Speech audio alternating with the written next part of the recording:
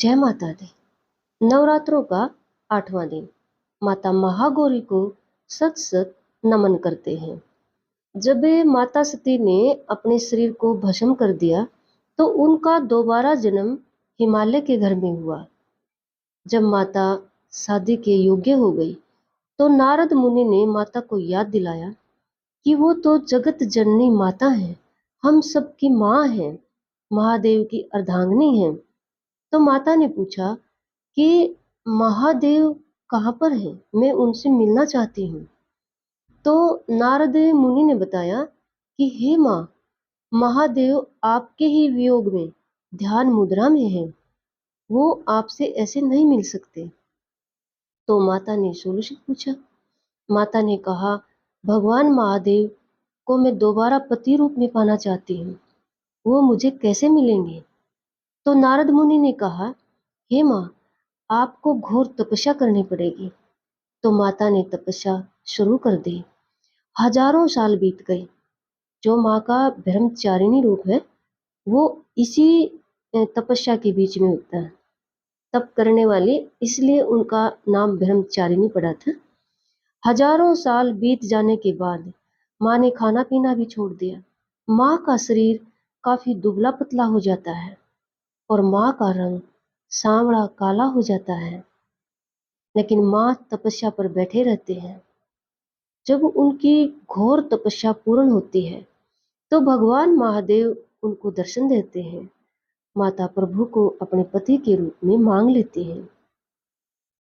जब महादेव और माता पार्वती की शादी हो जाती है तो एक दिन महादेव ने मजाक में ही उनको काली बोल दिया, सांवली बोल दिया और कहा, बात तो अच्छी है, मैं भी सांवले रंग का हूँ और आप भी सांवली होगी। तो माता पार्वती ने कहा, आपका जो रंग सांवला है वो आपका रियल है, लेकिन मेरा रियल जो रूप है वो सांवला नहीं है। और हमेशा हर कोई, चाहे देवी है, चाहे देवता है, चाहे इंसान है, हमारे अंदर भी उन्हीं का ज्योति अंश है। हर कोई अपना रियल ही चाहता है। तो माता पार्वती ने कहा कि मैं दोबारा तपस्या करूंगी। एक तपस्या से मेरा रंग सांवला हुआ, तपस्या करने से मैं दोबारा तप करूंगी और अब की बार मैं अपना रंग ही मांगूंगी।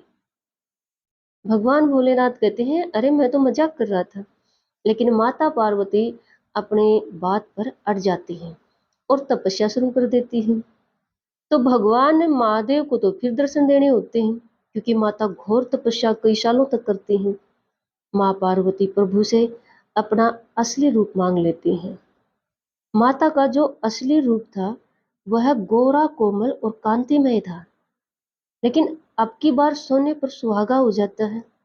क्या कि माता के गोरे रंग पर तपस्या का, तप का एक चमक हो जाती है, तेज हो जाती है। और इसलिए माता का यह रूप महागौरी के नाम से प्रसिद्ध हो जाता है। माता अपने गौरी रूप से तो वैसे ही प्रसिद्ध थे, लेकिन महागौरी क्योंकि उनकी तपस्या का तेज उन पर चमक रहा था। देखो, माता के इस रूप से, महागौरी के रूप से, एक तो बता दूं जो हमारे शास्त्र बता रहे हैं कि माता का यह रूप सबसे शांतमय है, सबसे शांतिपूर्ण है। कहते हैं कि माता का जो स्वभाव, जो माता के वस्त्र, जो माता का पहनावा सबसे शांतिपूर्ण है। अष्टमी का जो माता का रूप है, 8वां माता का जो रूप है, महागौरी का जो रूप है, सबसे शांतिपूर्ण है, सबसे वरदान देने वाला है। जो माता की भक्ति करता है, कहते हैं उनकी मनोकामना पूर्ण होती है। और सीखने वाली बात यह है माता के रूप से कि हमेशा ही अपने रियल रूप में रहें। रियल रूप का मतलब ये नहीं है कि यहाँ पर कलर से नहीं, यहाँ दुनियादारी के हिसाब से बता दूं, रियल का मतलब है कि दो मुखौटे लगाकर ना घूमें, कथने और करने में फर्क ना रखें।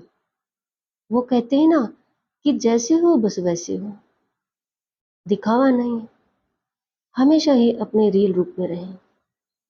और अगर आप व्रत रख रहे हो, उपवास रख रहे हो, तो अपनी सेहत का ध्यान रखें। जय माता दी।